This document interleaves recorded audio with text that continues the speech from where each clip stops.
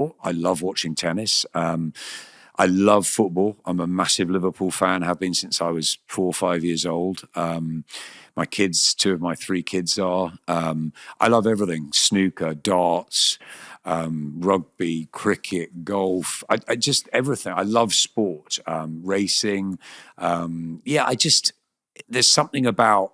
I think it was because I was not very good at it. I think it was because I was always trying to get into teams and never quite made it, or I'd get into the B's or C's. I'd never quite make that sort of team. I would be 12th man on the cricket pitch. I was always sort of missing out. And so I guess I got quite good at talking about sport and watching it. And I says, if all my friends were better sports people than I was better at talking about sport than them. My mother's family, quite a theatrical family. My dad's in retail. So where did it all come from? I was very shy as a kid. I had friends, but I was very shy. Got bullied a little bit at school, which was tough. And I think I escaped into both the theatrical and sports world quite a lot.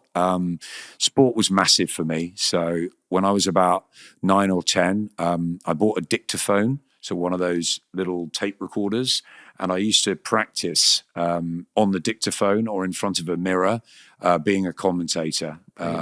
So I guess I think my mum wanted me to be an actor. But again, I acted a lot at school and at uni, and I did drama at uni, but I was not very good. I was definitely not as good as everyone else who was there doing it. So, but I thought I did love talking about sport. So I think it was always I always wanted to do it, whether it was ever going to, because at that time there was like John Motson, Barry Davis on the football, Dan Maskell at the tennis, boxing was Harry or Reg, Ian Darke. There were very few people who did it. So people were like, well, how can you, as BBC, ITV, Sky was just coming through, just an embryonic company, really. They're like, so how do you go about doing it? And that was the hard part. And that was the part that I wasn't going to say or wasn't going to take a no to. And I think that's the message, I think, for anyone who wants to do this. You've got to be passionate, you've got to be dedicated, and you've got to have a huge amount of resilience, because a lot of people say no. I commentated into the dictaphone. It wasn't just boxing. I mean, my heroes were Kenny Dalglish as a footballer, Sammy Lee, the Liverpool players. I looked up to John McEnroe. I loved... who else I love in tennis? I love, oh God, so many. Monica Seles. There's so many tennis players I adored. In cricket, David Gower was my hero. So yeah, Barry McGuigan and Tommy Hearns probably. David Gower at cricket. I loved Jockey Wilson on the hockey. I loved Alex Hurricane Higgins, and then in later life, Ronnie O'Sullivan. I think you can see what the sort of the geniuses I like, the maverick geniuses, the Gowers, so gifted, but then used to sort of get out to weird, why was he, come on. I love the stories. I love the Kenny Dalglish, the magician, and then going on to become a manager. I love following journeys. I think that's the key. I loved following people. And so it was any sport. It didn't matter whether I was going to be a football commentator, a boxing commentator, a tennis commentator. I just wanted to be a sports commentator. And I went to a very academic school. And my sort of peers there were all going to go into the city or into George Osborne was in my year, the former chancellor. So obviously he told me, I said to him one day when we were sitting around, I said, what are you going to do? Because he was talking about politics. He was a very good debater. I said, what are you going to do? What are you going to be? And he goes, I'm going to be Prime Minister. And I said, oh, wow, that's a pretty big. He said, what are you going to do? I said, I'm going to be a sports commentator. I said, I'll tell you what, let's see who gets there first. Yeah.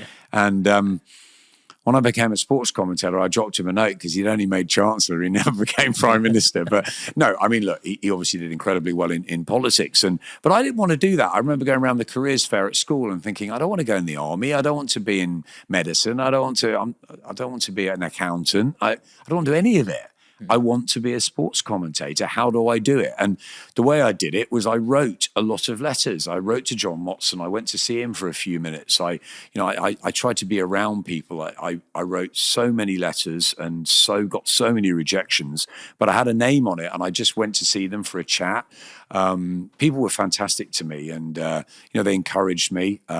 My grandfather's best friend, I don't know if you know horse racing well, but the two great commentators were Peter O'Sullivan on television and Peter Bromley on radio. And I got an early chance to be in Peter Bromley's commentary booth at Ascot.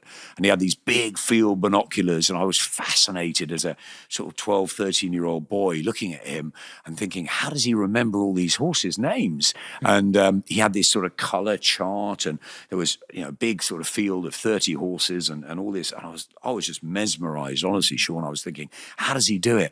And he got these big binoculars, and he was going, and they're coming round the final bend. And I used to do this when I was a kid, before my voice had broken. I was really good at the Grand National. I'd be, and Corbière on the far side, and here comes Hello Dandy. And for me, it was all about that excitement. So I was copying him and trying to be like him and in awe of him. And I guess, I just wanted to do it from a young age. And I went to a local newspaper, the Ham and High. I did a few articles from them.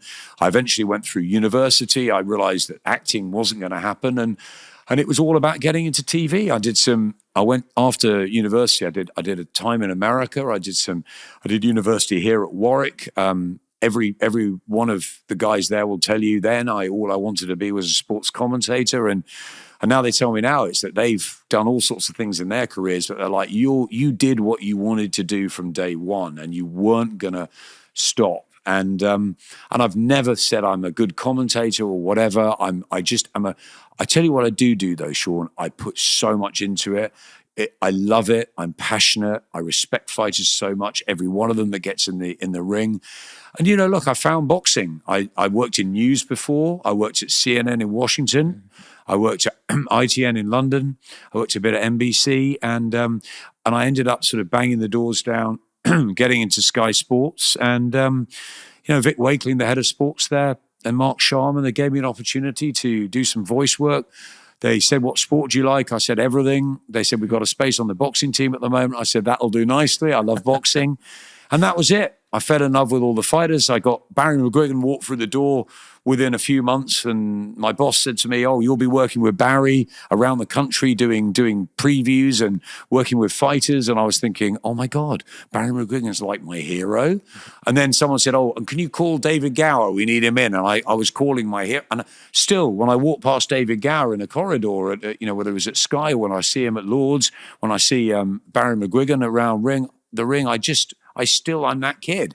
They're still on my walls. So I'm still a fan. And I think that's what it is. I always wanted to be a commentator. Ian Darke was an amazing mentor to me at Sky. Colin Hart was an amazing mentor to me in the journalistic world. Bob Mee helped me, Glenn McCrory, Jim Watts, so many in those early days at Sky. And I've worked with some phenomenal co-commentators. I had a bit of fun on the darts for a while. I enjoyed commentating on darts, which was great. It was almost like that was my holiday job, and my normal job is boxing, so that was good fun. And I didn't commentate like I really knew darts. I commentated as a fan. So yeah, look, I love it. I've had a go at horse racing. I've had a bit of a go at football, at tennis. Look, I'm a boxing commentator, and yeah, I think I know where I love. And when I took time out when I was ill, I didn't know what I was going to come back and do. But I think boxing is a sport that when you're inside it, it grips you. It's unpredictable. It is the Wild West at times, which I think why Dana and Turkey are coming in to try and change certain aspects to it. And it can always change. And we love improvements and investment in boxing. But I think what we do all come back to, and Eddie will say this and Frank will say this, because I've worked with them, Frank for 15 odd years, Eddie for 10 years. You talk to each other on the phone. You want things to happen. He wants his agenda. As a broadcaster, you want yours. But ultimately, you love what you do. And I think by doing boxing commentary, I could commentate. I could work in a sport which was a bit like the theatre, like my love of acting and TV and film. I could work in it where there was always a story going on, and there's always something happening. So 24/7, something's going on. Like something will be going on right now as we're doing this out there, that as soon as we get out, I'm thinking, okay, that's taking a little twist, or, oh my word, I've got to look at, is that fighter going to go there? Or is that show still on? Or there's always something happening. So I think for me as a storyteller and someone passionate about life and passionate about sport, boxing is the answer, because really it's a sport that can go like